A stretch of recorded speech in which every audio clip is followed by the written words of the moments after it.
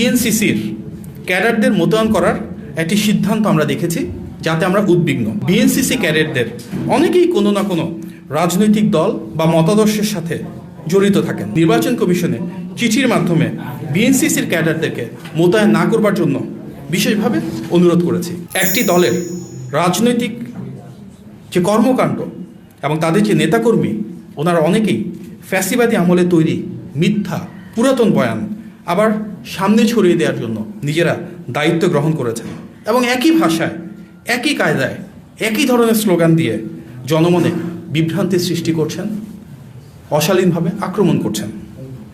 এটি স্পষ্ট বিএনপির ক্রমবর্ধমান গণজোয়ার ও জনসমর্থনের মুখে তারা ক্রমশ জনবিচ্ছিন্ন হয়ে পড়ছে বলেই সুস্থ ধারার রাজনৈতিক প্রতিযোগিতার পথ ছেড়ে ব্যক্তিগত আক্রমণ এবং অপতথ্য ছড়ানোর নোংরা কৌশল বেছে নিয়েছেন।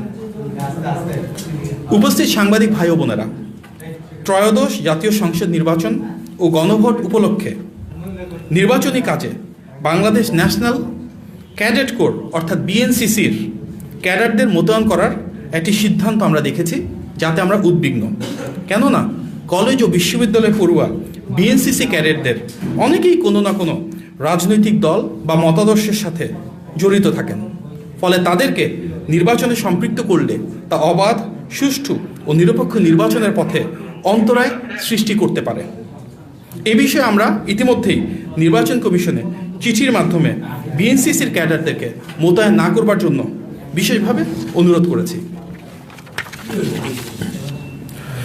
গত 26শে জানুয়ারি নির্বাচন কমিশন ওয়েবসাইটের মাধ্যমে আমরা দেখতে পারি যে নির্বাচন কমিশনে মোট 81টি স্থানীয় সংস্থার 55,000-এরও বেশি স্থানীয় পর্যবেক্ষককে পর্যবেক্ষণের অনুমতি প্রদান করা হয়েছে। আমরা উদ্বেগের সাথে লক্ষ্য করেছি যে তার মাঝে কেবলমাত্র 16টি সংস্থা থেকেই 34,000-এরও বেশি পর্যবেক্ষক রয়েছেন। কয়েকটি সংস্থার নেতৃত্ব পর্যায়ে একটি বিশেষ রাজনৈতিক দলের সদস্যরা রয়েছেন, যেটি অনাকাঙ্ক্ষিত।